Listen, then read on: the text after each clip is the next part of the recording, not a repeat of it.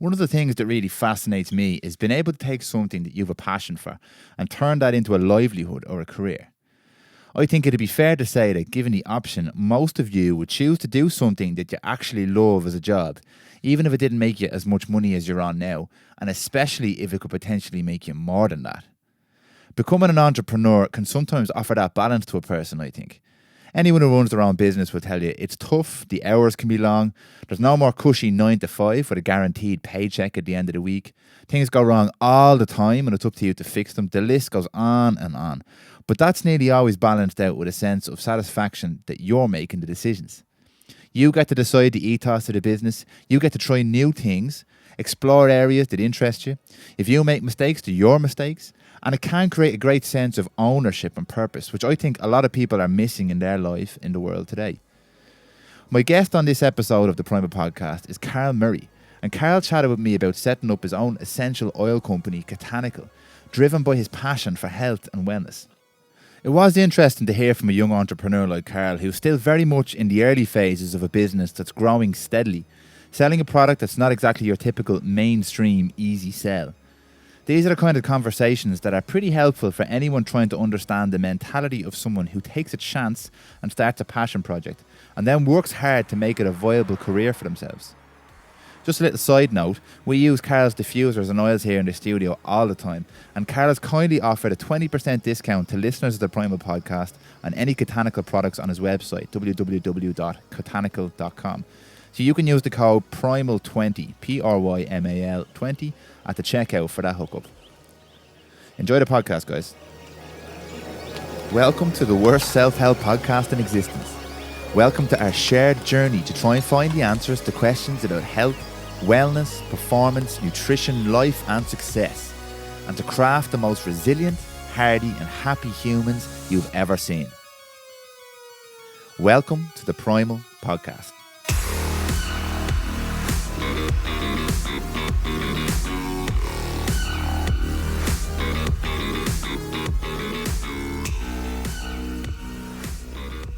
Okay, welcome back to the Prymal podcast.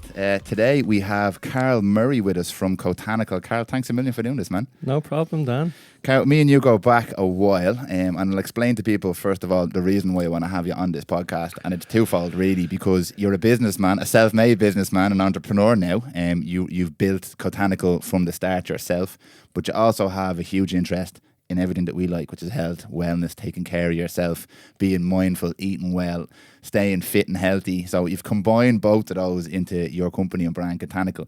So what I'm going to ask you to do, for people who don't know you, is to give us a little bit of background. You can introduce yourself and tell us a little bit about your story, if you don't mind. Right, so I founded Kotanical about 3 years ago, but it was on the back end of years of working with essential oil through fitness. So we used to do Thai boxing, but nearly 10 years ago. I think you did a bit back in the day too. Yeah.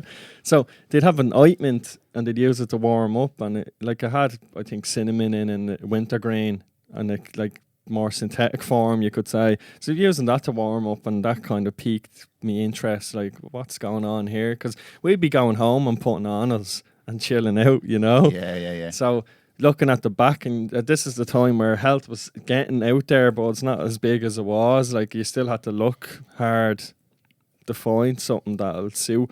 So at the time there wasn't really any proper essential oil. It'd be all fragrance and kind of, well, bathtub muck kind of oil. It's no use. So start sourcing. So I'd be sourcing from different countries, and then you'd be having like certain frankincenses that were made in, say, Oman or in America or something, using that on your legs. This is all for your own personal use. Yeah, it was all personal. So a few years on from that, like, so that was 10 years ago introduced. Say 7 years ago I was doing health and wellness courses, kinesiology, bit nutrition here, whatnot. And it's like essential oil kept popping up, you could say. Like, someone would be, have you tried this and that? And you're like, right.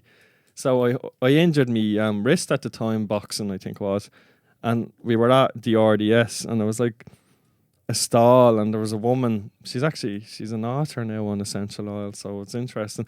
But long story short, she was giving out kind of, essential oil and talks and all. So she offered to like massage the wrist area and all, and we were like, yeah, sure, why not? Like it's only a tenner or something at the time. So sitting there, and she has this kind of mixture on, and she's chatting away about oil, and it's like, it was really relaxing, but you also could feel circulation in the area, and that was kind of like, right, I need more of this one now. And it was like, it was a bit of a masculine smell. It was like there's peppermint in it, and had a bit of a spicy note in it as well. So I was like, you're sitting there, but you're relaxing as well from breathing it in, because it's like, it's evaporating on your skin up to your nose, and you're breathing it in. So yeah, after that, I was helping a friend with a business, and I was like, right, I'm going to start my own.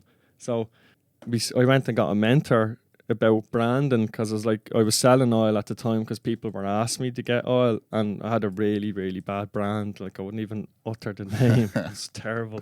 So I went and got a mentor at Aoife Harrington, actually, and she's a really good designer. Like she's worked with all different like jewelry places around the world, and she's like 30 years in the game. So I love the oil, I love this, that, whatever, but the brand and shocking. So we worked on the brand to portray kind of, you know, craft and botanics, and mixed it together. And we kind of, after a few days, I got the name Kotanical by just sitting down and writing what I was doing and what everyone else wasn't doing and all that. So kind of botanics, craft, whatnot.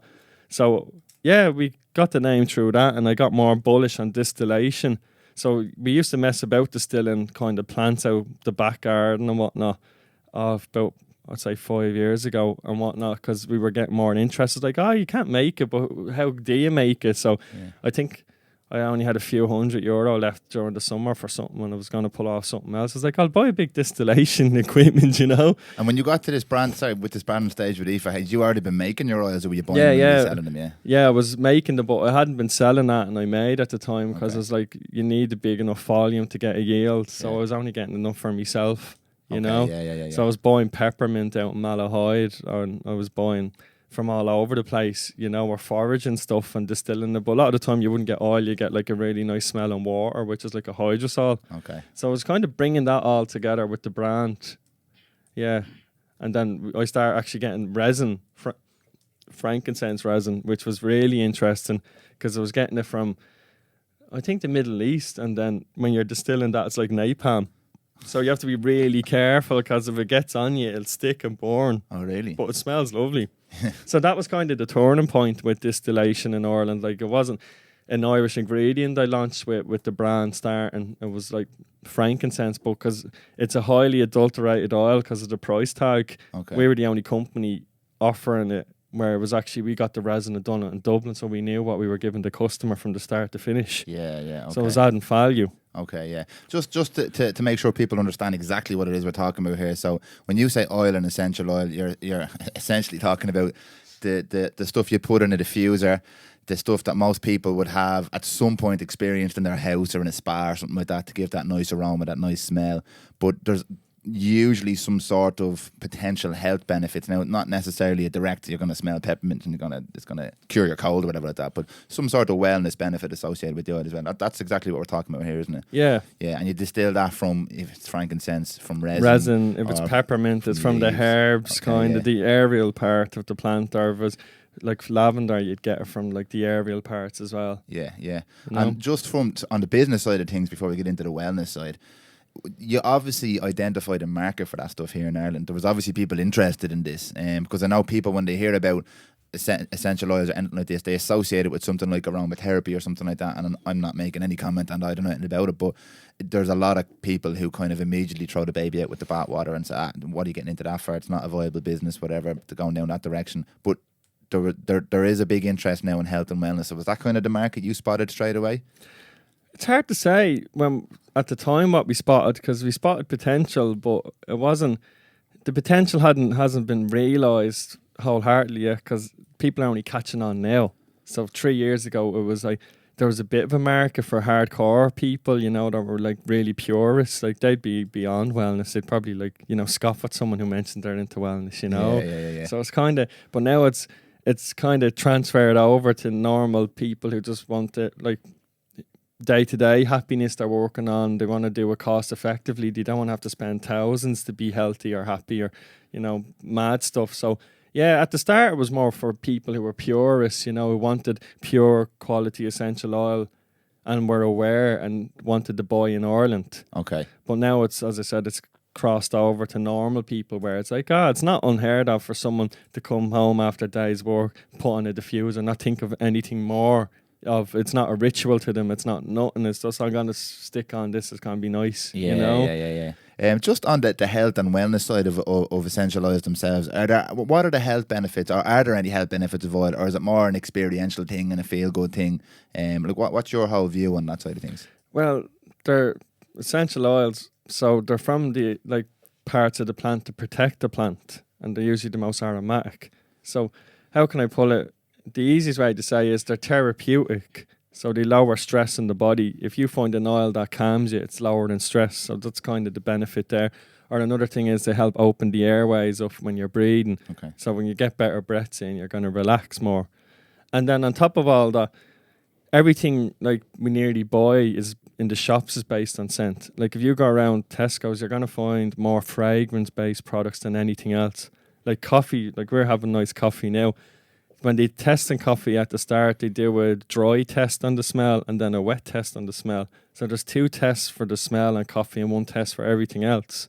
Okay, So, yeah. And then wine, I think 20 to 25% of Mark's wine can get for qualities based on aroma. Okay. And then gin, it's all about notes and aroma. So it's kind of, the inception's already made that there's a lot there that oil can kind of help with, and a mood boost in our decision-making process, you know. So people make decisions based on aroma and based on smell. Like, think of your nice perfume or aftershave people would wear. They'd be like, it's a ritual to put it on, feel good, and they go, wow. Yeah, so it's kind of, as I said, the inception's made with all these uses, and essential oil is in its purest form. So it's like you're taking out the chocolate with the wild orange, you're taking out having to put a load of perfume or aftershave around the house, and you're just going back to its purest form with just water and oil. And distilling it, diffusing it more so. This is what I like. I know I said this before, not on the podcast. This is why I like your approach to this whole thing, because that's exactly where I'd stand on this. I don't know much about the biochemical reaction of the oil when it enters your body and what exactly it's doing, but I do know how important it is to have a connection to certain senses, and smell being one of them, how much that can change how you feel, how your day goes, what you do, your attention, all that kind of stuff. And you said that to me from the very start when I asked you about oils. I was expecting some airy-fairy pitch, and if you take this peppermint oil, your concentration is going to be up 15%, but you did, and you said it puts you in a place where other things can happen. For example, concentration, or with something like lavender, for example. You gave me a lavender one. I feel really relaxed when that's on. Yeah. So it definitely does work, and that's a really, really important point for people who might listen or hear about essential oil and go, it's boo-hoo and it's aromatherapy and it's all this and all that. All that stuff might work, but this is taking a totally different approach. You're taking a different approach with this type of oil, isn't that right? Yeah, we're bringing more into the home, kind of strip away any of the stuff that confuse people or eke them, you know, and it's just like a nice wild orange or a nice peppermint or lavender, bergamot or grapefruit, you know. So it's just to kind of enjoy it more and take away all the madness that can come with this, you know. Yeah, there's obviously other companies that do this, but when you were starting up, why was it important to you to make your own and to distill it yourself? As opposed to, you could easily have become a redistributor. You could have bought oil from anywhere and just sold it on again. Why did you want to make it? Well, at the start, I wanted to bring something to the market that hadn't been brought, because it's like you want to stand out, differentiate yourself. And I was distilling, so what can't be seen cannot be counted for.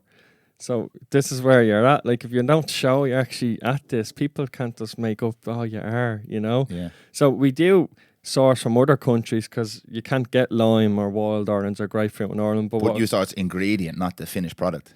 Well, it depends. Like, sometimes we have to source the finished product, which is the oil, because you couldn't get over 10 tons of grapefruit to make it in Dublin. Okay, Even, one thing with, say, wild orange or grapefruit or any of the citrus ones, they have to be done in winter, because the bacteria grow during summer. It could actually ruin the distillation. So there's whole industries where they're doing it properly, where to bring it to Ireland wouldn't be feasible. So we do. Yeah. So, like, I distill peppermint on season, I distill lavender during the summer, and frankincense year round. So that's 3 more kind of distillations we're doing, different oils we're doing each year that other companies aren't even touching. Okay. You know, so our plan is to grow it, but we have to grow the business first. Yeah. You know, like to bring a new oil to market could be €5,000. And then that means you have to make more than 5,000 to even be worth your while. Of course, yeah. So if the bottle of oil was a tenner, you're going to need 500 customers. But to make a profit, you're going to need 1,000 people buying it. And then the taxman gets 230 of your customers because you have to give him 23%. Yeah.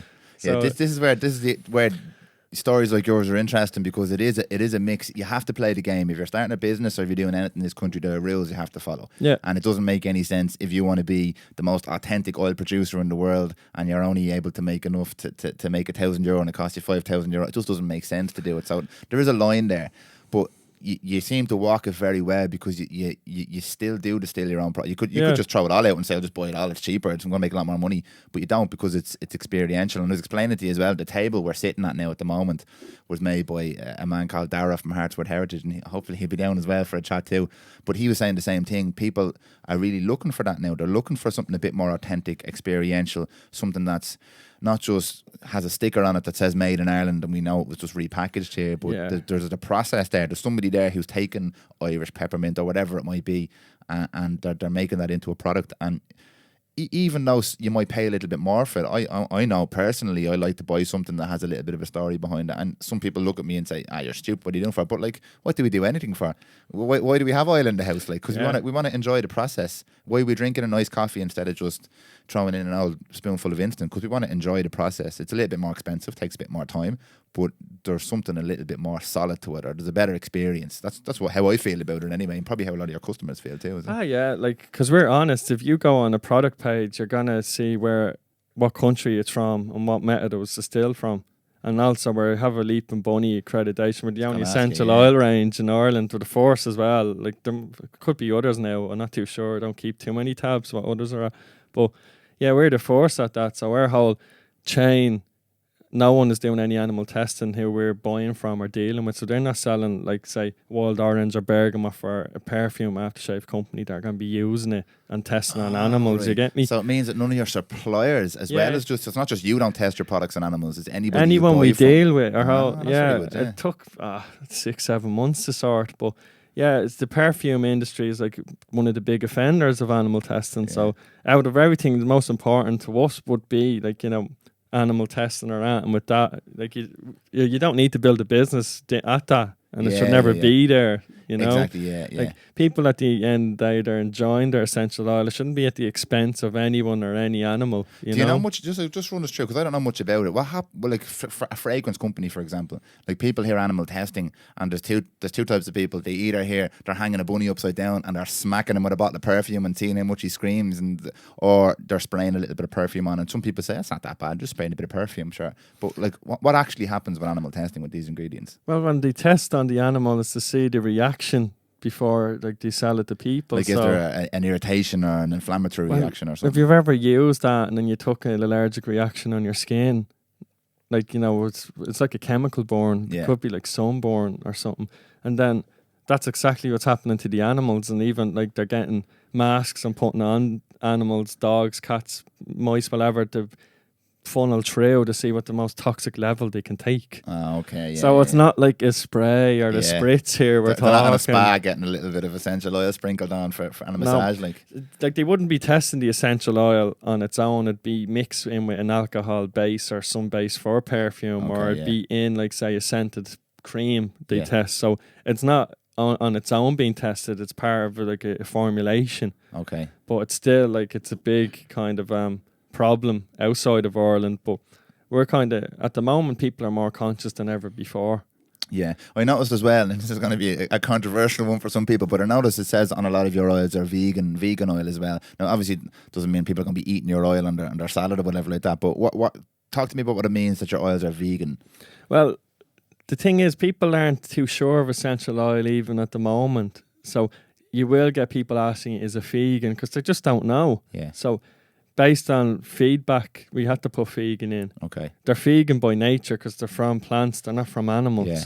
But it's just so people understand that, like, there's no like wrong question to ask. Okay, yeah. You know, Did you have a big demand for that, or like you said, it was just something you put in to clear up any confusion before it started? it was to clear up any confusion. It wasn't like a marketing ploy, because to me, it's peppermint. When was peppermint not vegan? But You never know nowadays. or lavender. Well, that's it. There's so much people, they don't get time to think about these things, don't they? Not. Yeah. It is a funny one because like people immediately have. I have an emotional reaction when I hear vegan. I have no problem. I'm not a vegan. I have no problem with people who are vegan. I have a problem with a vegan agenda. That's my problem, or any agenda. So that's why I asked the question as well. You're not pushing a vegan agenda here. You're just clarifying some confusion. But Yeah. people hear vegan and like, they roll their eyes immediately and like, bleeding vegan again. The vegan thing, obviously, with something like an essential oil is great because it just clarifies a point. It means that these are made with plant products and that's what you expect from your oil, so that's absolutely fine. So I would use a vegan oil. But when you hear people pushing their vegan kind of thing, you need to be vegan this and vegan that, and that's where I kind of draw the line. I know this conversation's not about that. I'm running the risk of diving off into the weeds here, but I just wanted to know why you put that on the bottom. I agree. It's like if people tell you should run a business, you know, and they're not telling you of any of the pitfalls that come with a business, or like the amount of sacrifice or anything, you know. It's like no one should be telling you, do this, but overlook everything else to do it, you know. Yeah. That's a nice little segue there. Karl, tell us how to run a business. How do you run a bit? Because like I said to you before we turned the mics on there, you started a business at quite a difficult time for a young man in Ireland, because it was, I know the economy was recovering slightly, whatever way you look at it, but it is still a difficult time to take a risk like that. It's not necessarily, especially something like oil, it's not necessarily something that's solid in terms of this is definitely going to work, this is definitely financially viable. You have a bit of work to do, you have a good bit of education and growing an audience and all that kind of stuff. You need to find the people who are interested in this. There's a lot of marketing involved, and not so much sales marketing, but more this is how we produce our product kind of marketing, because people do want oils, but they want a very specific process, like we've just talked about, something a bit more authentic. So what are the kind of the lessons you've learned over the years of building your business? Because you're 4 or 5 years now into Kotanical anyway. What have you learned for people who might be thinking of starting their own little project, specifically in Ireland now at the moment? But what are the things to think about and the things to avoid when you're doing something like this? I'd say at the start, probably honesty would be the main thing. You have to go in with your eyes open. Like, you can't be dreaming too much, and also you have to be, I'd say, willing to sacrifice. Like, say, example, I hadn't been on a plane in probably 7 or 8 years, and 5 of those years would have been building business or getting in the game. And the first time I was back on a plane was Virgin Media had a competition, and there was like thousands of business entered, and only 3 from Ireland got into it, and Kotanical was one of the 3. That was the first time I'd been on a plane in about 8 years. Really, yeah. So did you have a fear of planes? No, sure, all my money was going and starting a business and maintaining a business. Fair enough, yeah. So things like a lot of sacrifice. Like, to me, it's subjective though. Like, if you have family back and you have good connections, it could be a quick, like, you know, tweaking a few bits, connecting a few dots. But in most cases, like essential oil, no one's going to lay out that for you. Yeah. You know, you're going to have to dig in deep and get the business out there and be constantly learning. Because you don't learn, you only can earn from what you learn from, as I'd always say. Like, you need to actually learn and then you start earning. Okay, yeah. So you're constantly like adapting, evolving, and it never ends. Like, if someone tells you to start a business and they don't tell you it's going to be hard, you're not going to be happy every day. Like, you feel many things being an entrepreneur, and happiness won't be one of them most of the time. You know, like, because you constantly have to think of tomorrow, you think of budgeting, think of taxes, you keep them on time, you know. So to do it right isn't easy. And then you have to grow the business and then deal with customers. Yeah. And then as you scale the business, you get problems. Like, if you're doing 10 orders a day, nothing goes wrong. You do 50 orders a day, stuff's going missing. Someone gave the wrong postcode, you know, something smashes. So it's all these little nuances that come your way. So you kind of have to be honest, open, and just like work hard and be willing to not go on the night out, you know, on the weekends, or overlook a holiday, you know. Or in my case, overlook most of your 20s and holidays, you know. But obviously, because you're still doing it, it must be worth it. Like, what are the good sides then? What are the good things about running your own business? It's interesting. Say at Christmas, it was like we had our busiest run ever, like for 3 months. Like, I work every day, but I was working like overtime on overtime for about 2 months. And, you know, a week or two out, you're sitting there and then a customer emails you and they're, oh yeah, thanks for sorting that out and sending, say, she asked me for documentation on a test of an oil, and I was, of course I'll get it to you, but told her busy for a day or two. But she sent a really nice email on, say, the Saturday. She's like, Carl, have a lovely weekend. Don't forget to take some time for yourself. And things like that, like, it's sappy as it sounds, is really nice when customers appreciate. Or say we nearly have 200 positive reviews on all our oils from different customers. Things like that. I know it can be superficial, but it's nice to get feedback like that and people appreciate the effort you're going for. So like the sourcing of our oils isn't too easy. Then we have to get things tested, and then I go through every new oil coming in, make sure it smells good. Then we label it and we bottle it in Dublin then. Okay. So there's a few little bits we have to go through before they even sending it. So it's nice to see people appreciate that, and then we appreciate them even more. Yeah. So it's the feedback loop like that. Or say when you're up for awards, like I've done up for so many awards like the last 3 years.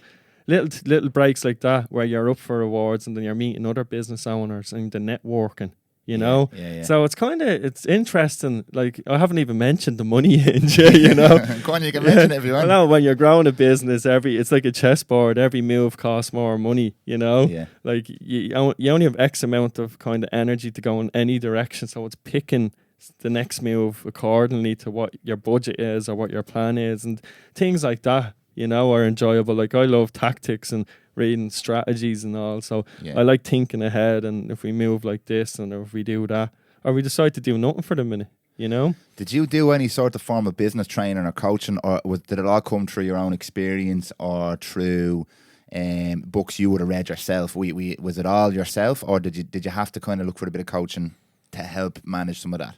As I said, I had a mentor, but that was on design, Yeah. you know, but it was kind of like none of my family are business owners or any of that. So I'd say I started selling on eBay years ago. We were selling niche products, and it kind of evolved into oil, into training, all came together. Yeah. And when you're open-minded to new experiences and learning, like I'd read new books every week. So, you take bits from that, and then you're like, right, let's fine-tune. You know, and then as long as you're honest and aware of things, like you don't have some cognitive dissonance where what you're thinking and what you're doing is totally different. Yeah, I get you. You know, so I didn't have mentors, didn't do business course. College wasn't for me, no. Okay. So that sums it up.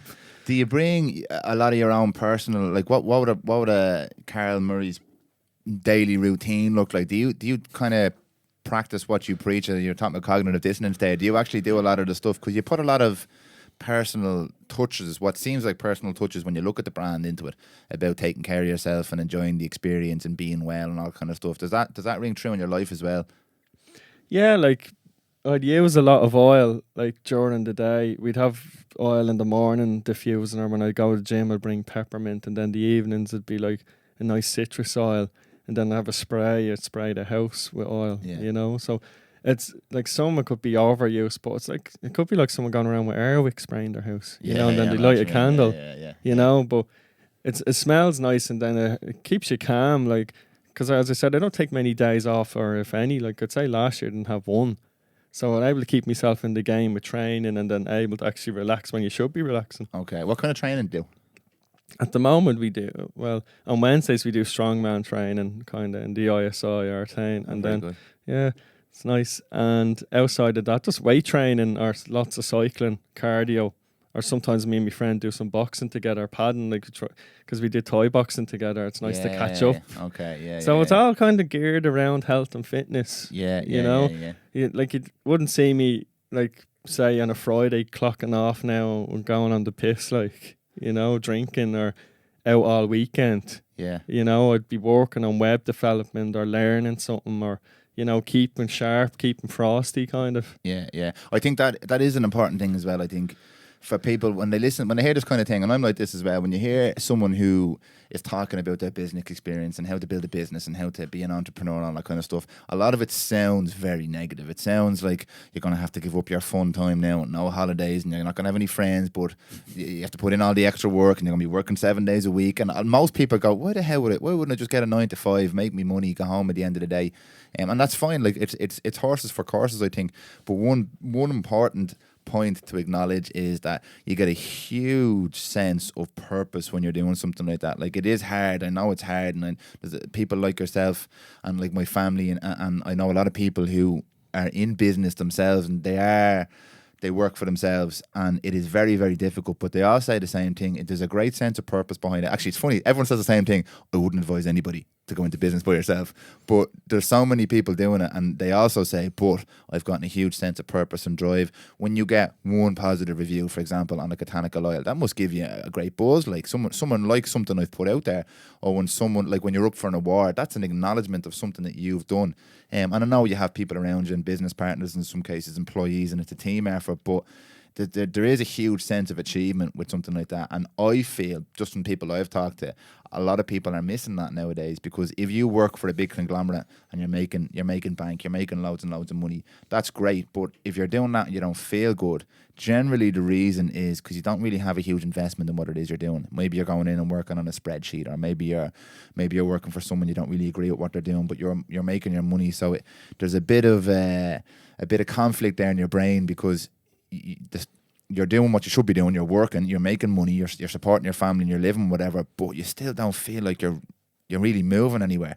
And that's why I'm so interested in it, because that feeling of waking up or going to bed at night, you might be exhausted, might have been a 15-hour day or whatever like that. You might have had, as you said, orders go wrong and bottle smashing and stuff, but you still feel a sense of ownership and a little sense of, okay, right, this is mine. There's loads of problems here. This is a disaster, but it's my disaster.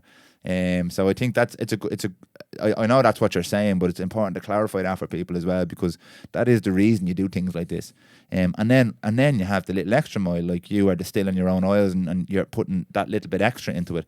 And again, you'll get something from that, because that's a connection to the relationship you have with your customers. They want an authentic experience. You're giving them an authentic experience. Everybody wins from that. Yeah, like it's interesting, because there's customers all around Ireland now, and we've customers in Czech Republic, even Australia. We got customers in before Christmas, but like, there's one customer who's a lavender farm in Galway, and because I distill and all, we're able to like hash out a plan for the summer for me to go up and return some of her lavender, you know? Oh, very good. So it goes a bit beyond all that, because you're actually able to pursue new opportunity or collaboration, where if you were just kind of reselling everything and no context beyond what you're selling, you wouldn't be able to do that. Yeah. I suppose that's what you're in it for. If you're in it for the money, there's a recipe. If you're in it for, well, everyone needs to make money to survive, but there's other stuff to look for as well. Yeah, like, or if say I have a business partner, Kieran, and like I was like a lone wolf, and then we met through a business competition, you know. Okay, yeah. So it's kind of like getting the name out there. Something will happen, and you can't dictate what will happen next, you know. But if you're doing the right thing by yourself, like, good things eventually will come your way with that. Yeah. I think there's a few underlying principles of doing anything. You have to try. You have to put a bit of effort in. Like, it's the same. You do a bit of strength and conditioning as well, so there's the same principle there. A lot of the new science coming out is showing that you don't have to absolutely murder yourself all the time. But people go the other way. Then they think, I can just take it easy, so just total in. You do have to do the work, whether it's in business or in life or in health or fitness or whatever it is. If you want to get anywhere, you do have to progress and overload and move forward and all that kind of stuff. But having an ability to adapt and change when new information comes in is important. I mean, you're running a business now in the era of social media and ultra connectedness, so you have to be able to do things differently than before. Like, you can't just say, I don't like being online. You need to adapt and evolve and become part of that community as well. And as new information comes out, you have to respond to that, as opposed to just saying, no, this is the only way to do business. You got to put in 80 hours a week in the office. It's not like that anymore. You have to network and meet other people and build a community and grow and develop and have a presence online. And you have to a certain point, as much as people hate this, you have to let people in a little bit as well. Let them see what you're doing. Let them have a look behind the curtain, because they're looking for something a little bit different now. Well, you have to evoke curiosity and maintain it, where people are getting conditioned. Like, people get conditioned and they kind of used to certain marketing methods. Like, last month's craze and how to sell something is discarded now. People are used to it. They're immune now. So you constantly have to think of new ways to get people looking at what you do, but in a kind of subtle way, you know, where back in the day, before I started Kotanical, a lot of people would start a Facebook campaign like and share a competition, and then they put a few euro into it, they get thousands liking and sharing, and out of that volume they get something. But now you could have a competition with 1,000 entries, you wouldn't get one sale. Yeah. So Yeah. they're immune, they've adapted. So I always find it interesting because you have to think ahead and only reference the past when you've learned the lesson, not to carry it forward. Not, oh yeah, didn't that work 6 months ago? Let's try that again. It's not going to work. That's and a great point, actually, so things like that, you have to be, as I said, really honest. Every business owner, entrepreneur, they can daydream, but it's knowing when to daydream and when to live in the real world. Like if you're kicking back thinking of your future, fair enough, but like don't put too much emphasis in the clouds. Because I know loads of people. When I started business 4 or 5 years ago, before it was Kotanical, but it was, as I said, the unnamed brand. You're not going to tell us the unnamed brand. No. Can't even pronounce it. Let's not utter the word. It's like the Middle Earth, They won't talk about Sauron, Yeah. He's up in Mount Doom. He's up to something, But that's how I'd feel. But everyone I nearly know, about 95%, are all gone, finished, You mean business owners? Yeah. Like they're all gone. Why do you reckon that is? They didn't adapt? Some probably, I'd say some didn't adapt. I can tell they didn't, But others, it got too hard, didn't it? Like, say, tax, cost of living in Dublin, It's all these things you have to factor in. Like, if you're starting a business, it's not 6 months' time you're going to be bought for, like, I don't know, 15, 20 million. Like, in 6 months' time, you might be able to have a healthy return, as in you don't owe everything out. Yeah. A bit's coming back in, it's not all going where out. it's such a long game, and I think a lot of people get in, and then say, hypothetically speaking, you're a single young man, in my case, I meet someone, fall in love, want to start a family. Yeah. What happens to the business then? I can't buy a house if the business is still growing it, because you're not going to give yourself a mad wage to try and get a mortgage or save. So things like that happen to people. Lifestyle, or I was talking to someone the other day, they had a business stopped. I wanted to go travelling and do a few bits, And to me, that'd never be me, like, but I was like, fair enough, each their own. But like, I couldn't see how I could like knock down Kotanical just to eat, pray, love for a few months, Yeah. That's why I'm big into essential oil use, because you can have your kind of wellness ritual anywhere, Like, the thing is, wellness is the state of good health, and it's also the pursuit of it, So you need to find cost-effective ways to keep in the game. That's essential oils. You could cycle to, I don't know, Dollymount with a nice bottle of wild orange and walk along, like breathe it in, look at the ocean and whatnot. Spend an hour or two, then back to your house, It's a very cost-effective way. That's what, like, diffuser's the same. It's a once-off purchase. Have your diffuser in your bedroom or where you sit most, where you're reading a book. There you go. Some lavender, or if you like, eucalyptus is great for the breed and keep you alert. You could be reading with that. So it's cost-effective ways. That's how people, like, you might have a bad day, but it's not every day won't be bad. So you can't define yourself from one day. Like, say someone, I'm fed up, I want to go on a holiday. Then they're looking at, like, where can I book? And then forget about the business. Or they've put momentum into the goal of going away and not the business anymore. Yeah. So I find that interesting with people. Like, as I said, it's many reasons why they've quit or failed or whatever you call it. But I'd say half them got too tough in Dublin, and the other half, lifestyle, family, were becoming an issue. Okay, Yeah, no, I get you. So to bring good oil and keep growing Kotanical, I kind of just keep, cost-effective wellness strategies, Yeah. But it sounds like you have a good handle on the fact that this is it's a long-term journey, and every step you take is going to have something. It's going to throw something different at you. If you subscribe to the model of, I'm going to set up a business, and in 2 years, like the traditional model, 2 years' time, I'm going to start turning a profit. 5 years' time, I'm going to start paying myself big money. 10 years' time, I'm going to sell the business for €1 million, whatever. You've already failed, because it's not the way it works anymore. Like, we talk about this all the time. Again, especially today, there's opportunities out there that didn't exist even 5 years ago. No. There's people doing things that we couldn't even think of 2 years ago. So it's a totally different landscape out there. The only way, I think, anyway, and I'm no expert here, but the only way you could be anyway inclined to succeed in this environment is if you understand tomorrow someone might knock on my door with a totally different prospect here. I'm not going to change the principle of what it is I'm doing. You're not going to rock up tomorrow and start selling burgers or anything like that. Like, No. you have your thing, but you will adapt. If that person says something that you find interesting or influential, you go, do you know what? there's something else we can do here at Kotanical. There's something else we can do here. Yeah. Like about 2 years ago, a customer asked, could we take back the bottles and give her a discount? So we were the first to do that in Ireland. Like recycle them? Yeah. Oh, yeah. So we take them back and can recycle them now, you know? Deadly. And that was from a customer. You know what, can you do this? Or say, but we have 3 types of lavender. Customers are like, I like this type, but I don't like this other type. Yeah. So we provided the 3 different types, like high altitudes, lavender spike, and then there's this normal lavender and gustifolia. So we have those 3 offerings now, and customers buy different ones every month. You know, so they're not getting too used to something, but they can enjoy it. You know, so we're constantly listening to customers. Like, say, with the stone diffuser, people wanted the neutral color, so we went with white. You know, Yeah. So if you stop listening to your customers, who are you selling to then? You know, The biggest thing I ever learned in my entire life. I thought I was deadly. I remember I used to write a bit of content for it. There's a nice little light actually on. Yeah. We're just looking at a Kotanical diffuser here in the middle of the table. A little light came on. It's lovely. The best thing I ever learned, which is a hard lesson to learn, but I remember writing some content for a company I was working for, thinking I was deadly. I was looking back at this stuff saying, they're not paying me enough to write this stuff. This is gold. And Jess sitting across here was giving me feedback that like no one's really reading it, like the numbers aren't really high and no one really cares. And it was the first time I was like, I'm going to have to actually, and then I started asking people, what do you think of this stuff? And they were like, oh, it's very nicely written, but I don't really care. And I was like, what? Not everybody's interested in the stuff you're interested in. So you have to find the balance between what the people are telling you, what your customers are telling you, and what your goal or your mission statement is. And you have to find that nice balance early on, because you could have great ideas and you put them out there and nobody cares. And that's a hard lesson to learn.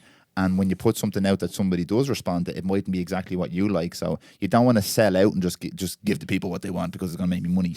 But at the same time, you don't want to just force you on everybody else. You have to meet them halfway, I think. They meet you halfway by accepting your brand and accepting your pricing and your structure and all that. And then you meet them halfway by accepting their feedback. Like, can I get a discount for giving you my bottles back or whatever it is? And that's a hard lesson for anyone.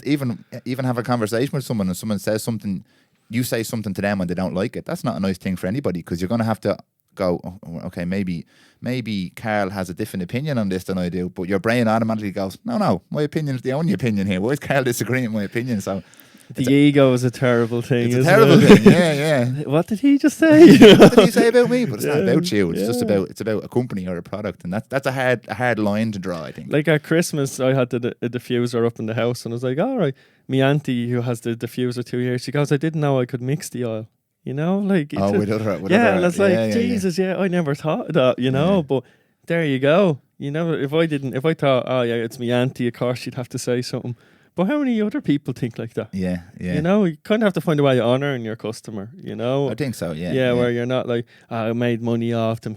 You know, yeah. Like some people are like, as I said, I've came across business owners like they're so dodgy in what they do. They'll say something is sold out, and then by that midnight it's back in stock. You know, like where they're just they're just looking for money. You know, if something sells out in Kotanical, especially a diffuser, it's not coming back anytime soon. Exactly. Yeah.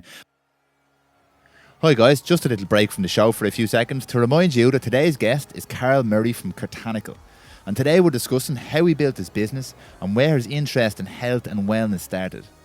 If you'd like to learn more about anything we cover in this episode, you can get in touch with the team at podcast@prymal.ie. Follow us on Facebook and Instagram at PrymalPro, PrymalPro. And everything we talk about today will be available in the show notes over at www.prymal.ie/Kotanical. If you'd like to pick up any Kotanical products, just use the code PRYMAL20, PRYMAL20 at the checkout for a 20% discount. That's a great point to bring up there. In some industries, in big industries where like the little person has no control, that you genuinely don't have to care about the customer, because it's all money. It's all numbers. It's a machine, yeah. But if you're starting something, especially something in this field where people get to make a decision about what they buy, they have choices, they have options. They're not going to tolerate.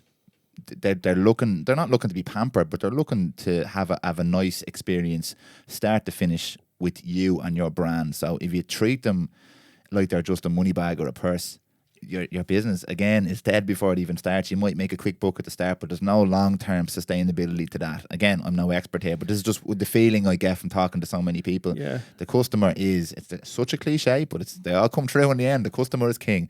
You have to be able to treat that person like they're investing long-term in your business. And if you have a long-term investor in your business, you don't leave them out in the cold. You don't rob them. You don't try and pull the wool over their eyes. You bring them into the family and you make them feel welcome. Yeah, like come this May now of this year, 2020, it'll be hopefully our third year anniversary of never having to process a return.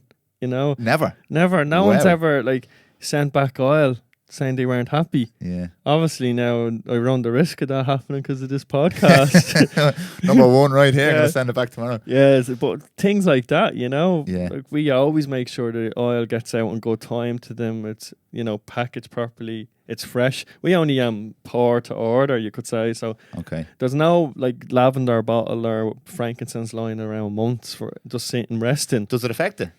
I find, well, kind of we had no return, so it's like you know, so far as we get bigger I'm sure something will happen, but I think it's just fresher and it's nicer, and then when you keep it all together in a huge amount, less can go wrong. Yeah. Does it have a shelf? Like, does it oxidize or does it have a shelf life? Obviously, you keep it in these brown bottles. So when you that's to stop sunlight Yeah. messing that. But how can I pull it? It'd have a year to 2 shelf life. When you open it, you have a good year on it, you know. Okay. But depending, if you really want your oil to store well, pull it in the fridge. Yeah. You know, and then it'll keep for God knows how long. Okay. Yeah. Yeah. You know, you'll have it a long time. Yeah. But it does lose its potency or smell over time if you have it exposed or out in the open. It should though, because of the Yeah, the well, it's a nature natural of product, it. like. Yeah. If it never went off. Yeah, it's like those fruits and veg are sitting. They're there a year later and they're still shiny red. You know. Oh, Yeah, they're covered with something, aren't they? Yeah. There's like a wax coating or something on them to keep them from on all the chemicals and stuff. We won't get into that. On the topic of fruits and vegetables, actually, nutrition wise, are you into your nutrition? Well, I know, yeah, that's a question I know the answer to already. But tell us a bit about your take on food these days, because it's a polarizing topic, to say the very least, with all the stuff that's out there at the moment. It's kind of normal. Like, well, I'd say a big part of my diet is getting fibre into it. Yeah. So For the good. Yeah, for the gut health, and then flavour some of the food with essential oil when I'm cooking. You flavour the food with the oil as well? Well, like some of my customers bake with wild orange, and they'd bake with grapefruit. Oh yeah. Yeah. I suppose lemongrass might be nice as well. Lavender cheesecake. You know, Lavender cheesecake. Yeah, Wow. you can make lemongrass and curries. You could put a drop in. Yeah, green Thai curry. So yeah, I'd say it's mainly clean. Like I do like pizza, but outside of that, like most of my days is predominantly veg. Okay. Do you eat meat? Yeah, I do, but Okay. it's predominantly like 2 parts veg, 1 part meat, kind of. Yeah. Yeah, but you kind of like take a lot of supplements, nootropics, and then, as I said, I make sure that my rest is optimal. You Brilliant. know, Yeah. because Now you're talking at my the language. end, at the end, it's like because Kotanical, the business, to keep the company in the game and growing, you have to keep yourself in the game. Yeah. You know, so looking after yourself, not drinking. Like, I don't even think I'll celebrate me 30th this year, you know. Turning 30 this year. Yeah. Congratulations. Oh, We'll have yeah. you back on for a birthday podcast. Well, it's at the end of this month, so Okay. so things like that, you know, where you're just I'm very hardlined. I'd say some people probably think you're pathological, you know, but yeah. everything, like, if the more money I'd make or anything, I'd invest back into my health. Yeah. Like, I wouldn't invest into a mad night out or anything. Like, if I'd up something I wanted to buy that is health related, I'd buy it then at the end of the month. Okay. That's how I treat myself. So you Yeah, kind of, yeah. but it wasn't always like that. Like, say 10 years ago, 9 years ago, I would have drank more and rewarded myself more with going out. But it's just you kind of little shift in things Yeah. align with your goals better. So yeah, taking a lot of nootropics because of reading books, and then, you know, digital web work because I'd maintained a website and For kind of creativity and retention and stuff like that. yeah, well, it's so you don't burn out, because I was reading an interesting book called Homo Deus, and I had an interesting fact that That's by Yuval. yeah, Oh, I can't pronounce that. I'll put it up there now. yeah, my north side accent probably is not gonna. We both butcher it. Yeah, we've wrecked it. Keep going on there, and I'll Yeah, pull so find it. he had a stat about in Stone Age times with food and energy expenditure, the most each day was 4,000 calories, right? Okay. Where today, if you include your phone, your fridge, your food, your transport, and everything in between. The calorie expenditure and what you take in, all this jazz, is like over 200,000.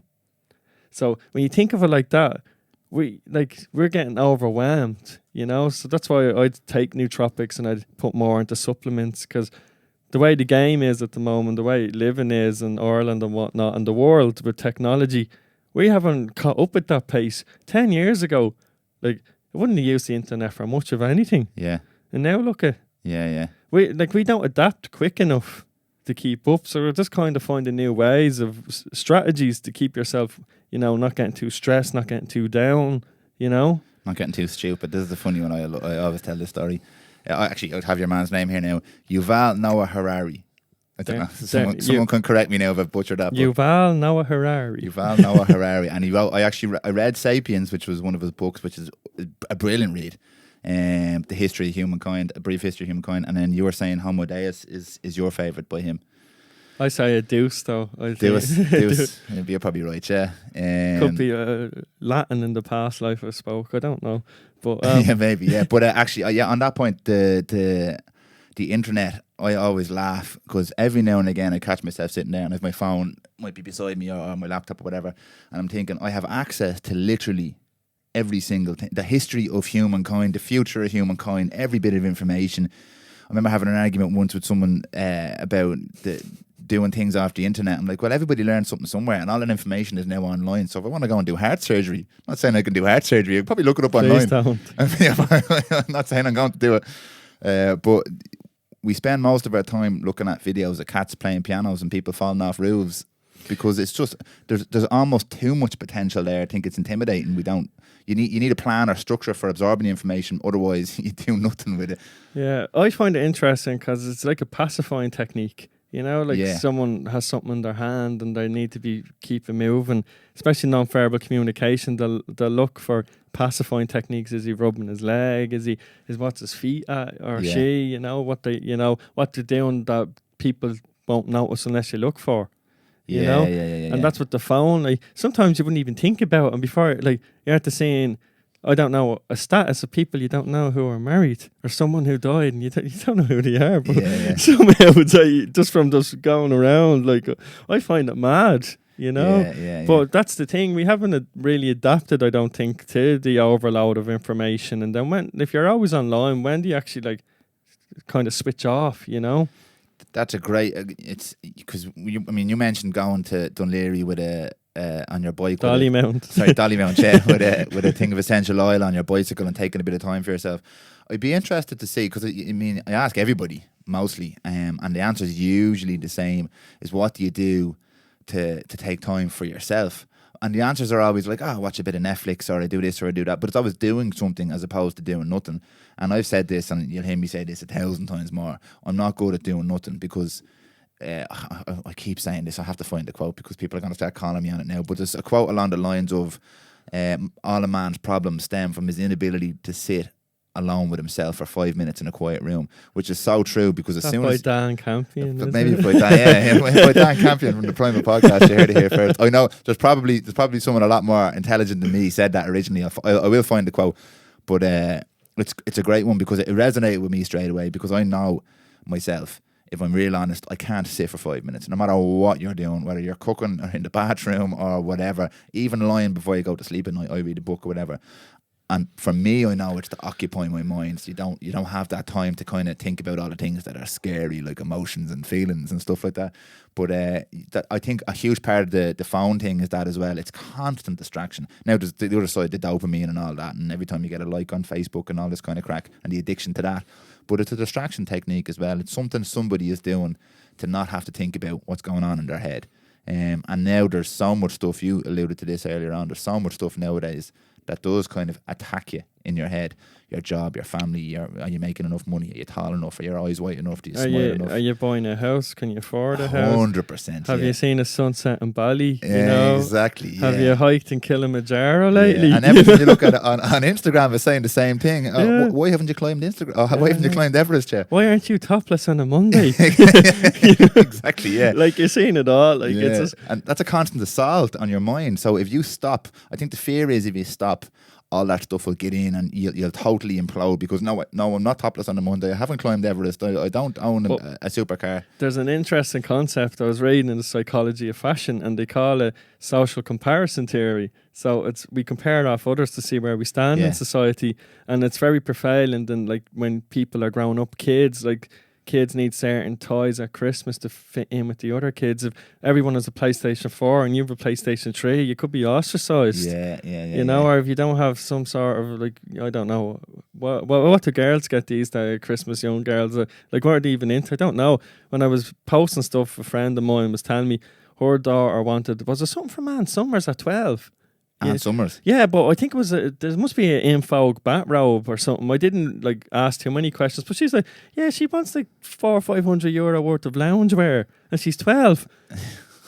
The world is changing, man. Yeah, but imagine if she's thinking like that. How many in her kind of group are thinking like that? Yeah. You know, and it's just like it's This is the crazy. thing, and this is the kind of one of the problems that we have with this stuff nowadays is that. I always say, like, our generation specifically, we've a foot in both worlds here because we grew up without a lot of this stuff, without this constant online I assault. remember. Yeah, do you remember? It's hard to remember. And we grew into it. So we were able to, when we were in our early mid-teens, we saw this stuff coming with the phones, and we grew into this then. And now we have all the same problems as everyone else does.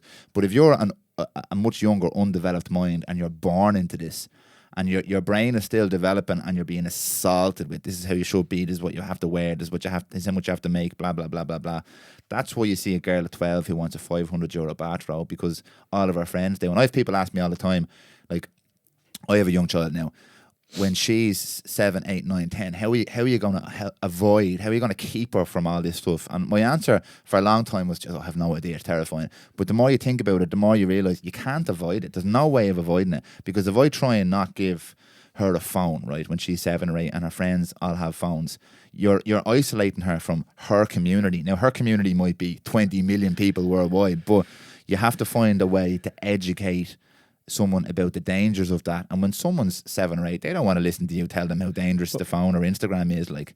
But it is more about teaching than completely ignoring it or isolating someone from it. Because as you said, if all that girl's friends has that €500 bathrobe and she's not allowed to have it, you're creating other problems. You're excluding her from her peer group. So I think it was Loungewear, whatever. Yeah, I don't want to get too deep into what it was. I'd like to think it wasn't half a month's wage to somewhere, you know. Yeah. No, it's kind of just the way it's gone, isn't it? Like for people, it's a consumer tribe. To be part of the tribe, you have to buy into it. Yeah. You know? Yeah. So it's just mad, I think, where what do you do? I wouldn't have the answers yet. Yeah. You know? Will we ever have the answer? Like, we'll adapt to the technology. Like, you have these conversations and people are getting annoyed because, it's all doom and gloom and you have to get on with it. Absolutely. We'll adapt to the technology, but what type of animal will we be then? Like, because... Well, people aren't getting happier. You know? That's what I think. Now, people, they argue with me when I say that, but most people you talk to, we talked about like a purpose earlier on, most people you talk to, they're losing a sense of purpose or happiness because they're being stripped of it, really. They're stripped of it because they're being told you have to be topless on a Monday on top of Everest with your €500 bathrobe. And but that's not their goal, but they feel like if I don't get that, I'm not successful. So what's my purpose? I think it's too much where they're kind of trying, it's like the positive diabetes, I call it, where everything has to be positive and now people are sick from it. You know? Yeah. So it's like, that's how I'd say it. Where it's that's just, a good way of looking at it, actually. It's like, you can't always be positive, you know? Like, no one's ever meant to be happy 100% of the time. You can be content. But, like, there's other emotions for other reasons. And to go around, like, you have to have positive experience. You have to have, like, a romantic consumerism where when you're buying into things, the more expensive it is, the better you should feel. Yeah. You know? And then you buy it and you don't feel better. Yeah. And you're like, why is that? That's why I'd always like preach where you need kind of a manageable wellness where you can have every day, you know, little rituals where, as I said, I know because I could be seen as biased with essential oil. But I know, but you can buy into essential oil for a tenner or 50 or 100. Yeah. You know, where it's not like you have to book somewhere, take time off work. Then you're putting your fate in the hands of, say, a country you've never been, a travel agent you never went with, area, you know, and say what happens if that's ruined on you. Yeah. And I know loads of people who did the Eat, Pray, Love thing and they came back broken. Yeah, I do as well, actually. Yeah, it's like this is a bell curve, right? It's important to understand everyone's individual. So there's no. This is not preachy. There's no recipe for this. But what seems to be the general trend nowadays is a lot of people are in this kind of what you've described there, this consumer mode, where they'll work 48 to 50 weeks a year. They'll have their holiday planned, right? They'll book their great holiday, whatever, and they'll enjoy the holiday. Don't get me wrong; these things are nice. Holidays are nice. You love going to Spain for 2 weeks in the sun or whatever, but that's the goal, right? So you have 50 weeks focused on this 2 weeks. You have to make your money, pay your bills, and then you get to go away for 2 weeks or whatever it is. And you might get a day or two off over Christmas. And you go on that 2 weeks, and yeah, you enjoy it and have a good time. And then you come back and you're absolutely miserable because you know it's another 50 weeks before you go on your next 2 week holiday. You're actually more tired when you got back because you just started to switch off from all the madness. You've been sitting on a beach for 2 weeks and have had no choice but to kind of tone it down a little bit. So you've been out of your environment. You've started to realise, my God, I'm massively stressed out most of the time. And then you're back in and you've another 50 weeks to go or another whatever, 25 weeks till your next week off or 2 weeks off. And that's not everybody, don't get me wrong, but a lot of people are like that. And they all say the same thing. I'm tired, I'm not happy, I'm not content, I don't, oh yeah, my job is fine. Yeah, it's fine. Like if you're doing something 8 to 10 hours a day, every single day for all your life, it should be a little bit better than fine. The obvious argument I get back against that is we can't all just decide to do whatever we want. Like we're very privileged here. We're sitting in a nice room having a chat in the podcast, and but no one knows how much we paid. No one knows how much we paid. Yeah, I wouldn't say I'm privileged. Now, well, like I don't mean you're privileged, but all I mean is you're in a position where you have a little bit more control over your life, and you've a lot more stress than a lot of people because you're juggling a lot of balls and spinning a lot of plates there. But they're your plates and they're your balls, and if they all fall down, it's your failure, and if they all go up, it's your success. So there's something in that you don't necessarily get with the normal 9 to 5 2 weeks holiday in Spain. I don't know when the last time you took a holiday was, but it may not have been over the last 10 years, but that's not the point. What I love doing personally is if I'm having a cup of coffee like that, like you saw, it took me nearly 10 minutes to make that cup of coffee there, but it's nice to be able to just stop for 5 or 6 minutes and say, right, that's a lovely smelling coffee. This all seems very romantic and idealistic, but you have to practice it, I think. So whenever I have a cup of coffee, I make sure I enjoy the cup of coffee. Now, in the rest of my day, I might be stressed to the max and I might be go and all that, but I enjoy that cup of coffee, and I might have a cup of coffee every day. So that's something small every single day. Yeah. And I don't have to say, right, in May I'm going on holiday, so I just have to get through it. Like, through what? The next 3.5 months until you go on holiday? Like, that's it. I don't think that's for me anyway, it's not a good way of living. But that's what happens, like when you start something business and all, you're into the unknown. Yeah. You know, where if like in most cases when you get a job or whatever, you have a certain amount of security over a certain amount of time, hopefully anyway. Yeah. And that's what happens. Like when you give up that, you can't expect a lot. Yeah. You know, you're giving up personal power for like comfort. Yeah. You know, and that's what people do every day and they don't realise it. You know, they're instead of getting out and doing something in the evening where they have to actually, you know, be in the moment. You could say, like, I'm not big into being in the moment as in all these words, but I appreciate what it does. And you're getting out there, you're out in nature, you're doing something that's not too concrete, not too digital, and like that's what I'd urge more people to get into, is where your day doesn't end when you get home. Yeah. You know, like I'm terrible for not making the most of every day, but most days I'll enjoy a book I'm reading outside of work or do something. I even enjoy like the web end of the company where like if we're putting new photos up and you're making sure things are certain ways, like you can still find enjoyment in things. I think it's perception. Yeah. There's a quote, it's hundreds of years old, and it's something along the lines, it's instead of chasing new landscapes, create new perceptions. Okay, yeah. And I find that's very true, because like instead of, say if you're going past, I don't know, the seafront on your way home, instead of rushing home, like you could take in some of your environment. There's St. Anne's on one side, there's Dollymount on the other. Or if you're out in Dunleary that way, or if you're out Dundrum, there's like nice parks out that way. Like you just need to find what's near to you, what's easy to do, and you can enjoy it. Yeah, you know, the big thing with that stuff, because like most people know this, right? They know this stuff, but they don't do it.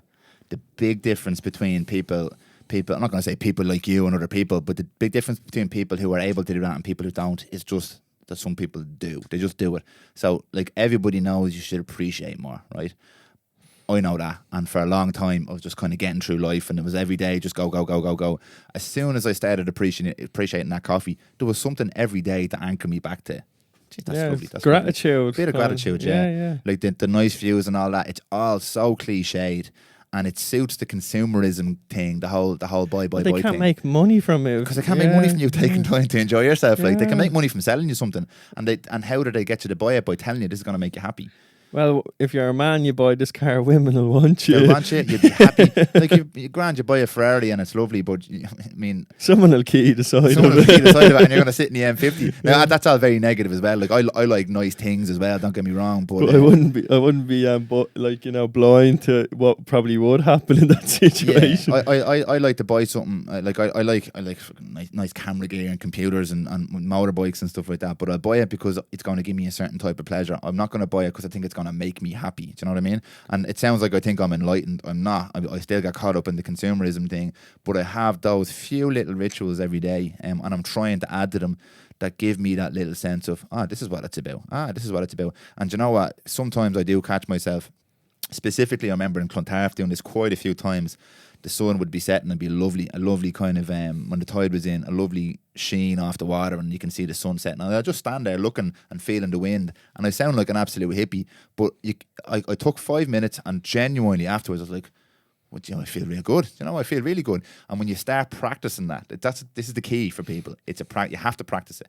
Because if you think about what we've just said, a lot of people will be rolling their eyes and I have to get back to. I don't have time to listen to this. I have to get back. But to we were it. all like that, you know. Yeah, And none of absolutely. us just landed where we're at. And You have to practice. I'm running it like, you know, you were given a business and you're given this perception. All that to be created. Yeah. You have to get it somewhere. Yeah, like, yeah, I have to like create it and get out there and, you know, change up. But I think because when you're getting subliminal messages all the time online from like these companies have mad amounts marketing budget, they're constantly putting impressions in people, you know, and then people start thinking the pathway to happiness is like whatever that travel place said or whatever that blogger recommended, you know.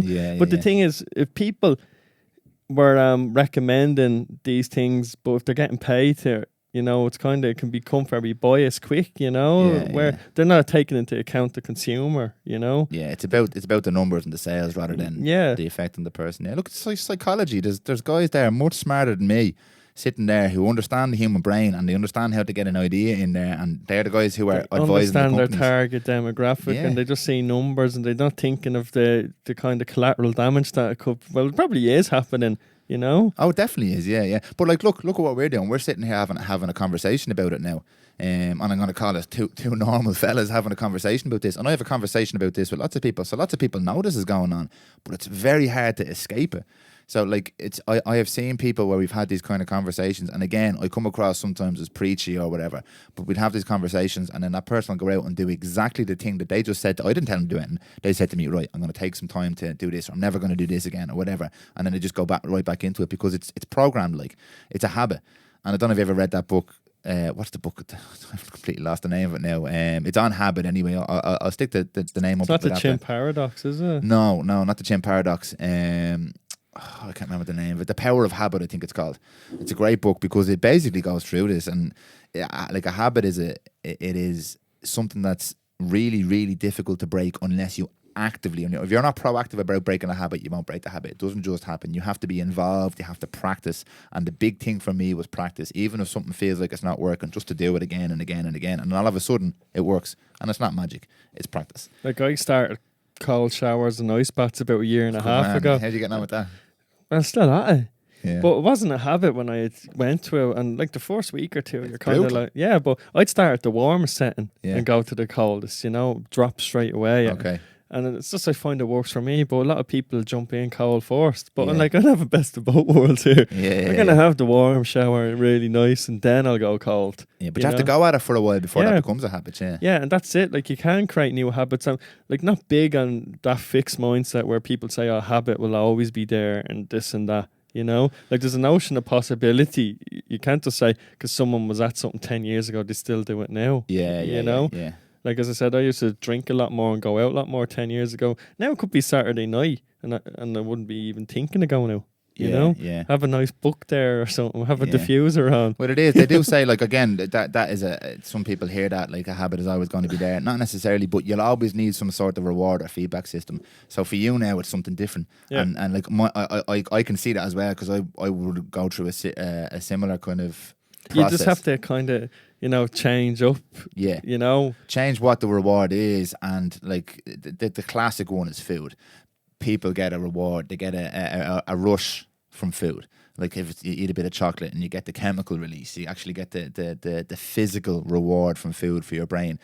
And the common one people always say, again, which is cliched now, is instead of rewarding yourself with a bit of food, reward yourself with a little walk or a book or something that's different but's a little bit better for you. So you kind of replace the reward system, because your brain, we are monkeys. We're looking for reward. The brain wants to feel good, and it will do whatever it does to feel good. And a piece of chocolate will make you feel good.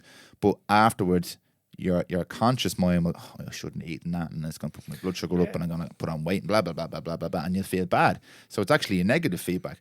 Whereas if you go for a walk, initially be like, this is hard. I would rather the chocolate than going out and walking around.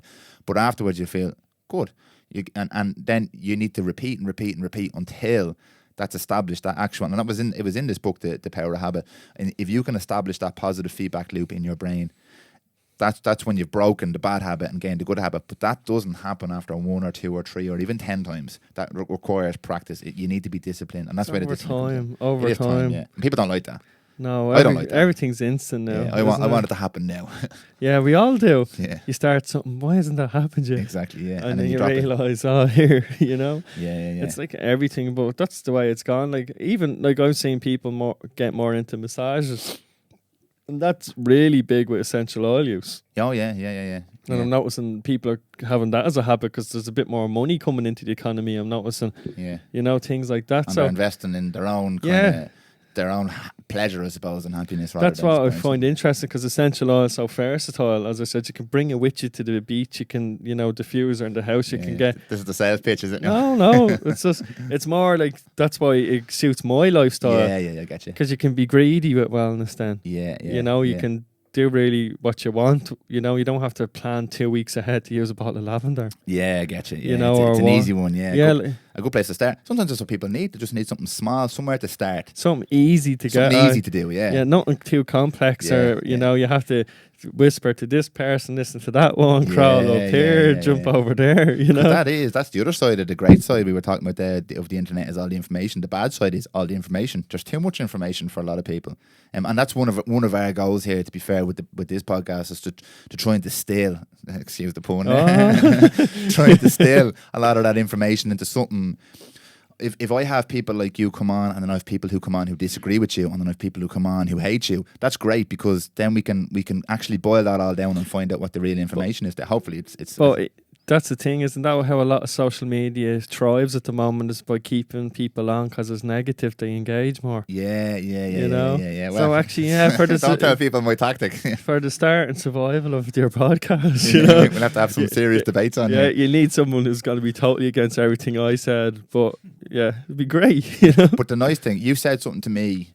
We met last week for a coffee, and you said something to me that I always have in my head, because I like to listen to podcasts and read and talk to people, obviously, and have conversations and stuff like that. And I've started to learn to take everything everybody says and put it into this big funnel and mash it all together, and then I'll get something out of it, because there'll be a common thread to what these 6 people said, and I'll put it all together and then make my own mind up. And that's what I like to do. And you said the same thing to me last week as well. You say you'll take 100 sources and you look at them all, and you'll pull out the common threads or what resonates with you, and then you'll have your opinion and your information. And that's kind of what we're hoping to do here as well, is to bring in a lot of people from different avenues and different walks of life with different opinions and different views.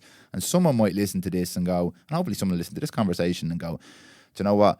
I'll go for a walk today instead of having that bit of chocolate, or I'll try a little bit of essential oil, or do something really simple, and that might spiral and snowball. And that's really the goal here. I think kind of the simple little gains are the best, where it's not, as you said, too complex. But I'd agree wholeheartedly that that's probably, in my opinion, the best way to get into wellness.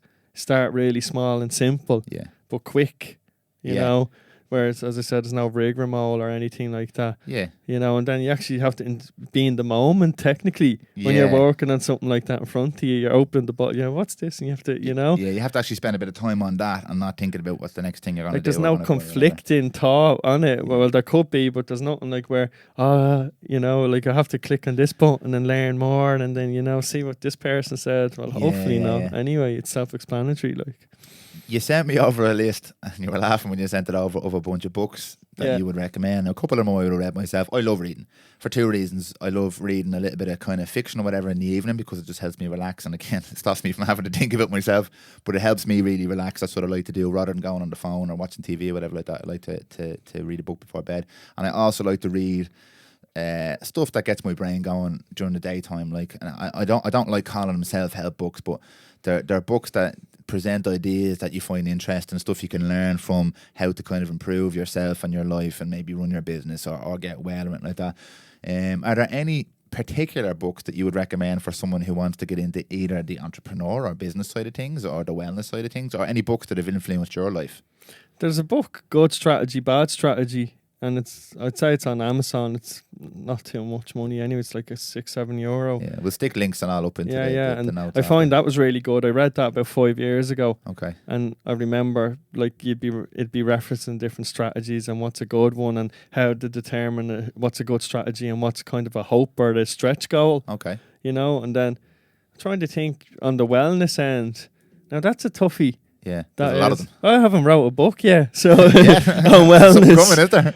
Well, You heard it here first. A few ideas, but no, I think there was one 10% human about the gut health. Yeah. And that's really good. And then there's one I read, I don't have the name in hand, but it's all about cold water therapy and all. But I forget, it's something to do with Wim Hof, but it was someone who done his stuff wrote it. It wasn't him. Have you done it yet, the Wim Hof program? Sure, what is it? You shower in the cold and then you breathe like mad, isn't it, or something?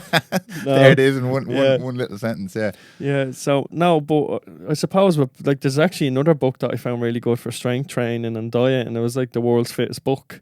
Ross Edgley. Yeah. Reading it at the moment, it's actually brilliant. Yeah. It really is good, yeah. It's easy to digest, Yeah. and it's so many different workouts in it. So if you don't have a gym pass and you have like a bag of flour or something, you can do something like, you know. Yeah. So that, and then with business, I'd say any kind of psychology books, if you can, like, you know, read something or non-verbal communication, because you want to make sure you portray yourself right. Like you might have habits you don't even know about, like Joe and the Pharaoh, speed reading. Which, like, I find they're great because you actually can check your own, or Amy Cuddy's presence. You can check your own body language to make sure you're not too offensive. You know what you're at. You're able to portray your business and yourself as best as you can be. Yeah. You know, you kind of have to practice. You know, as well. You can't be coming along, whip out a bottle of oil and be like, smell this, you know, like. Or say I did a lot of pitching in the early days of Kotanical, you know, on stage, or we did Virgin Media and film, and that was mad because it's like the X Factor, you know. It's like they have Media City and they have all these business owners from all over the UK, and there's only 3 Irish business owners to 37 UK ones. So you'd see people waiting out with their family in these lobby areas. It's definitely, how'd you get on, you know? Remind me of the X Factor, but they'd bring you in and they'd have you like mic on, everything, and lights flashing and all, and 3 judges in front of you, and you're pitching your business. And then say last year I did IBYE, which is Ireland's Best Young Entrepreneur. You have to get shortlisted for it. And that was the same, lots of pitching, but because of non-verbal communication, you get like getting a mic in your hand, standing up in front of 200-300 people is nothing. You know? Yeah, I get you. Yeah. And I'd still get like texts or emails every few months about pitches I did, who someone was there asking for a bit of advice on how I went about it. Okay. You know? So things like that. Yeah, but that's all learned. Like, no one's born with that. But people are born maybe a little bit more confident or whatever way. Well, I wasn't like little Michael in the room with the Jackson 5 now when I was younger. Like, you get me? Exactly, yeah. So, that's stuff you have to practice. It's stuff you have to work on. That's what I said. You have to be honest with yourself to a degree. You can learn something new where you're not like, oh, I'm great at that. Like, I was talking to someone the other day, a few weeks ago, and they did a business pitch and they said it went horrible. And I was like, why did it go bad? Oh, I thought I had this and that and all. And I was like to them, you're listening to too many yes men. You know, everyone thought you were going to be great at pitch because how you are around them as friends. You know? I was like, you didn't practice, didn't know what you were on about. You got up thinking because your mates thought you were great. You know? Every X Factor story ever, Yeah. That's stuff we were saying earlier on. Like, you can have an idea in your head about, this is who I am, and this is what I'm good at, this is what people are going to love, and they might not. So you have to be open and aware. Yeah, like there's a thing called it's a self-signaling theory, and it's where you know nothing about yourself until you do something to prove to yourself you are that. You know. Yeah. So, but in between all that, you actually have to be learning the tools to portray that. You know. So if you think you're a rock star or something, you can't play an instrument. Like, what's the first thing you're gonna have to do is learn to play an instrument. You know. Yeah. Or a successful business owner. You know, there's loads of things you have to do to be successful in business. Yeah. You know, and one part is learning and able to articulate. Very few can build a business today without meeting people they don't know. Yeah, that's true, yeah. You know, so Absolutely. you kind of have to be constantly honing in on your craft and not being, I don't know, too like judgmental with people where you're telling them it's this or that and nothing else. Yeah, yeah. You know? I think there's two sides of it, I think, anyway. If you want to be happy within yourself, you have to, like you were saying, understand who you are and be true to that. If you want to succeed in the community or the tribe, or in this case business, which is a community, like on the big stage, there is a certain there's an expectation that you're going to act in a certain way. We're social animals. You can't just, everyone says be yourself. If I was myself, I'd be sitting here in my boxers now, scratching my head. Be your filtered self. Yeah, and it's not about hiding who you really are, but as communal animals, there's social rules we all have to stand by, because that's how we all get along. So you do have to practice that kind of stuff. Like you have to understand you have to understand the message you're putting out there. Some people don't like you getting in their face. Some people need you to get in their face, but you have to find a happy medium between that. So you can not make everybody happy. You won't make everybody happy, but so you can interact with other people in a way that's going to benefit you and them. And that's the key, really. Like, you're not doing it to deceive people. No. You're just doing it to make the right impression and also to make them to communicate comfortable with the experience. Yeah. Where it's not like, here, I have a great tactic now when I go in this place, you know? Yeah. It's more like, so you can portray your work to the kind of highest level, and you're not like airy-fairy, or you're not coming off like a lunatic. Exactly, yeah. Because on the other side, contrary to the story you just told there, the girl who kind of just didn't do anything, you have people who try really hard to force what they have on other people, and they've read a lot of those kind of the other type of books as well, as they get in people's faces. You be you sell you. Like no, it's somewhere in the middle is the key. That's the thing. A lot of people are finding like that. It's kind of they're motivated, but it's like it's motivational reason, and it's a funny one. But people are motivated, and they find stuff that motivates them. So they're not looking at everything else. They're looking at what suits them. Yeah. So they might see there's a page of lessons to be learned. They'll pick one or two and discard the rest, but the other ones are as important as the two they picked. You get me? Yeah. So I seen a pitch the other day, and I've seen this business owner, very pathological, you know. He's attacking cigarette companies. He's attacking any alcohol companies, because he has a company that's, I'm not going to say too much, but, you know, it's non-alcoholic. That's all I'm going to say. Okay. But I seen pictures of him doing a pitch, and I was like, he looks very stressed and he looks a bit mad. And then I seen he had up that the pitch didn't go well. I was like, of course it didn't go well, you know. Like, you mean well, but you're not learning enough to portray it in a well way. You know? Yeah. And that's what I find very interesting. It's like you get too pathological. Like, someone close to me, you can be very pathological about stuff, and you're like, just take a step back. Yeah, you know? I get you. Yeah. I meet a lot of people in the kind of this wellness industry we're about to, and they come across, like, I'm a big believer in taking care of your own health and functional medicine and all that kind of stuff, but I'm not anti-medicine at all. I'm not anti-convention or anything like that, and I have a problem with certain things and no problem with other things. But I meet a lot of people who are so far on one side of the fence. You kind of have to say to them, like, look, you're not going to get your message across like this, because, okay, fair enough, you have a point and your point is A, but if you try and ram that down people's throats and get really conspiracy on everyone and start screaming and shouting from the rooftops, you're not going to make your point, because people don't like hearing messages portrayed that way. They're much more inclined to listen to your message if you make it in a reasonable manner. If you come across as a loony from the loony bin, they're going to treat you like a loony from the loony bin, and your message loses its power. And we see that all the time. I mean, people coming to us, pitching to us to come, not that we're massively successful at that, but come on the podcast to have a conversation or to get involved in whatever we're doing in the wellness side of things. And we have to say to them, like, look, this is not the way of doing this. Like, you have a great point. I get your point, but calm down a little bit. Like, you don't have to be so worked up about this. We'll get the message across, because people like to hear reasonable conversation from both sides. And if you portray yourself as real extremist, it's so easy for whoever you're opposing to paint you out to be absolutely off your rocker. And most people would believe that, because most people like to be reasonable. They like the middle. No matter what way they lean, they like to be able to have a normal conversation and not a screaming match or a placard jumping up and down outside the fences or whatever, you know? Ah, yeah, like through the essential oil industry, like some of the maddest pathological people really are bad. in it. Like they'd slip into your messages at mad times at night saying mad stuff, you know. Whispering in your ear, yeah. Yeah, well, they try to, you know, they'd rest on your shoulder, give a chance to say, you know, hey, but no, like you have to be. That's why essential oil hasn't took off, in my opinion. Like the Kardashians have started using diffusers and oil since about November. Who were they? You know the Kardashians. Fuck. Excuse the language. No, they're stupid. No one's that stupid. But they start using essential oil, and I've noticed more people getting into it. But that's why the industry was stagnant for so long, because you had all these like mad things, you know, where they'd be telling people to drop conventional medicine and use oil. And they'd be telling people to like supplement with oil. And it's like, well, with essential oil, it's the volatile part. When you're distilling, all the raw materials left, and you only take what can be volatile pass through, right? Okay. So that ends up being the oil.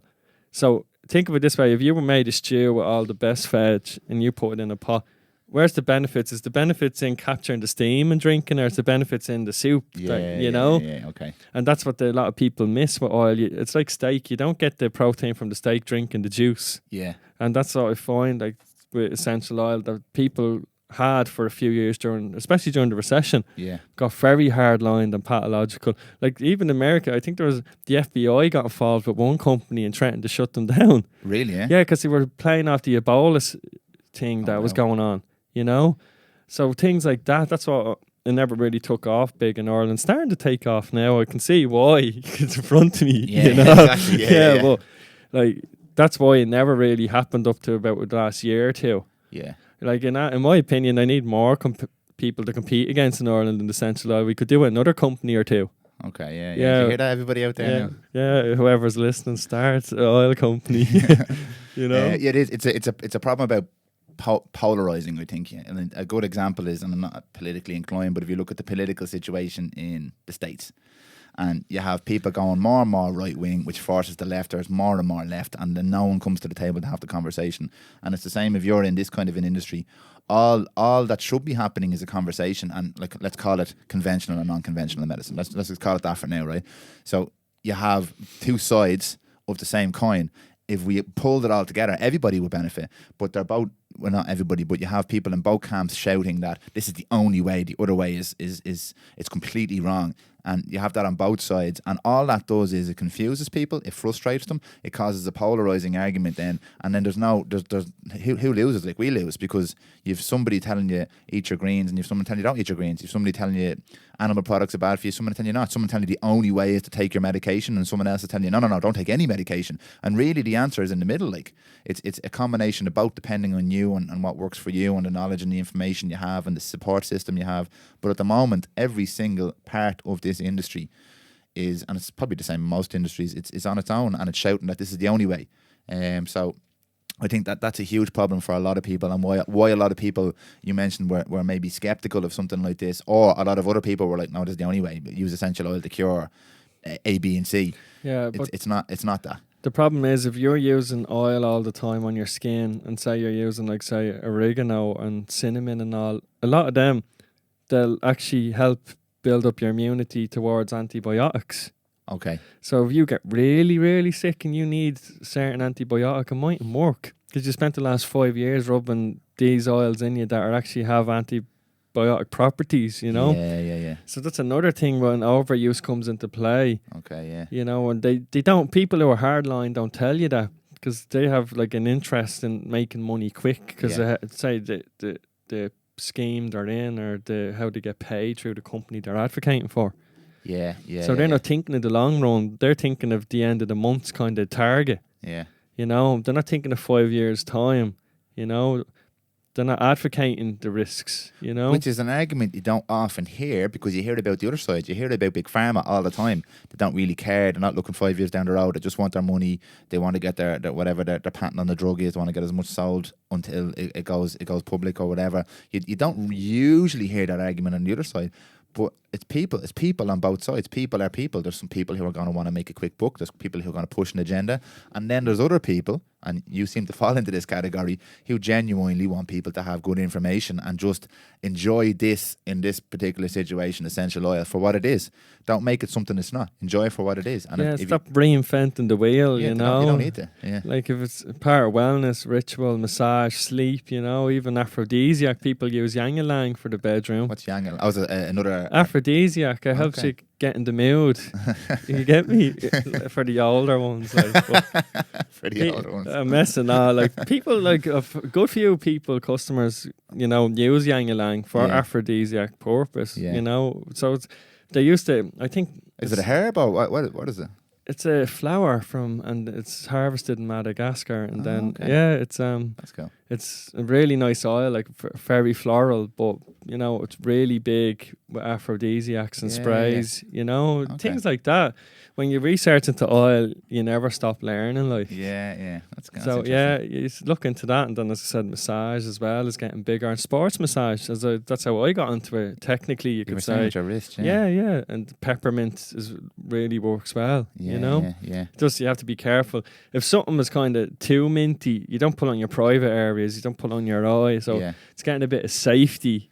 You know? Yeah. And that's it. We're big on safety as well. Like, say, tea tree and eucalyptus can be toxic to cats. Okay. So you be careful with that too. But that's on the product pages before you buy. You will be able to see that information. Okay. So, we're kind of like building the brand ethically. And now that we're scaling, as I said, I took on an investor, Kieran, last year. So now we're on to the next stage. Brilliant. So we're able to grow the company with the leap and bunny, with the high quality and everything else, from having good honesty at the start, you know. What is the plan going forward? Is the plan just to keep doing what you're doing and scale it up? Would you like to extend into other areas of wellness? What's the plan for Kotanical? Well, we have I have about 5 different diffuser finishes that I'm looking at. Then this one's lovely now. The stone I know. Here, So we'll see, because we sold out of 3 colours before Christmas. So we'll see about bringing one back in 6 months. And then I'd say expanding outside of Ireland. As I said, we're getting sales outside of Ireland, and then who knows? Like, I'd say the end of the year, early next year, could be in America, getting the company out there. Brilliant. Like, we've been growing year on year, and then Christmas gone was our best Christmas today. So, well, our best winter. So now me and Kieran will be probably drawing up plans later in the week to see what avenues, and then wholesale as well. We're looking at a few different big chains to get the diffusers in. Okay, yeah. So there's a bit of talk. I can't say too much now because it's not tangible. Yeah, it's only talk. I know what you mean, yeah. But like most people would be excited if they had a year. It was their first year in business, how things are going. Because I'm a few years in now, you have to kind of stay grounded. You know, you can't be, we have this and that. Yeah, great advice, yeah. You know, so just keep grounded with it, see what happens. Make something happen, actually.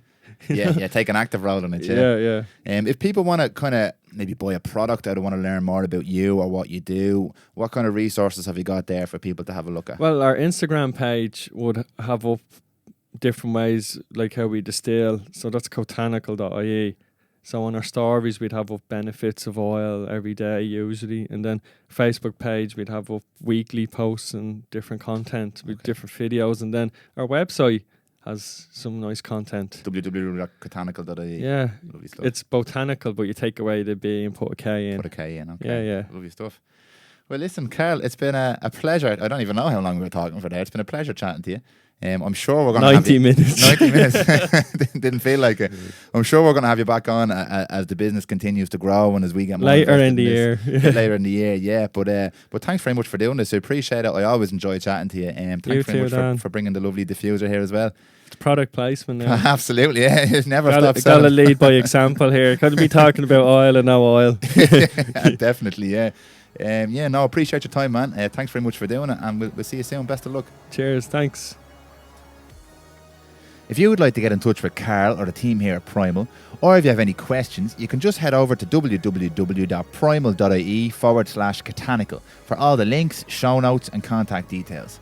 And if you enjoyed the show and you want to hear more, then you can follow us at Prymal Pro, PRYMALPRO, on Instagram and Facebook. And subscribe to the podcast on Apple Podcasts, Spotify, or wherever it is that you get your podcasts. If you fancy trying out some Kotanical essential oils or a diffuser, just head over to www.kotanical.ie and use the code PRYMAL20, PRYMAL20, at the checkout for a 20% discount. And if you think your friends or family would enjoy the podcast, don't forget to pass it on. Thanks a mil for listening, guys, and we'll chat to you soon.